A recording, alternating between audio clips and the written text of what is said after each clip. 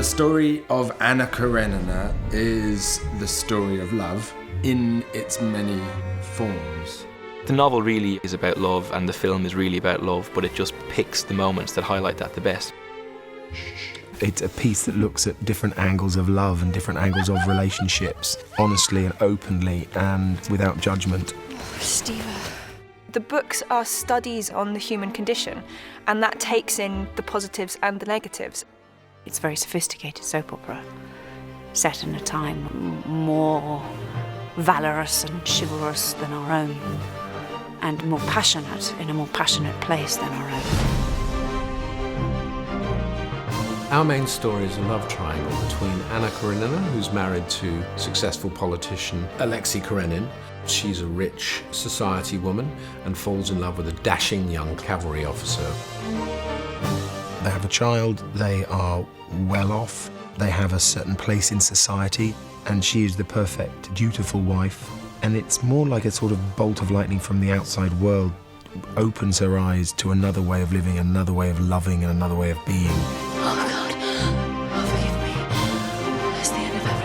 The story with Anna is that she's unable to see what's right in front of her face, and it's the tragedy of her in a way, particularly with that kind of relationship with Karénine. She's unable to recognise the love that he does actually feel for her. Tell me what I did to deserve this. There are two stories that run in parallel. On the one hand, the Anna Karénine Vronsky love triangle, and on the other hand, the story of Konstantin Levin, who is a man looking for love. I need your advice. Well, come into my room then. I'm in love. I've come back to propose. Have you guessed who she is? Constantine! Levin's idea of love is at the same time really pure and then blinkered. And he's centred in on this one woman who he sees as his path to happiness. The Levin and Kitty storyline often suffers, I think, in adaptations of this, and yet it's an incredibly important storyline to give the balance. If you have any thought for me, you will give me back my peace. I have no peace to give. There can be no peace for us. Only misery, my greatest happiness. And so, as Anna declines to kind of madness and horror, so Levin's story ascends to something of an epiphany, really.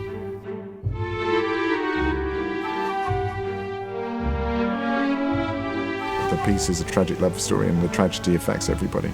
And it is dependent upon emotion and character and, all of the things that I believe make great cinema. I do think that's why classics are classics, and the reason that stories like Anna Karénine or so many other books last through the ages is because you can't help but recognise yourself, and you understand where they're coming from. So yes, it's both modern and classic at exactly the same time.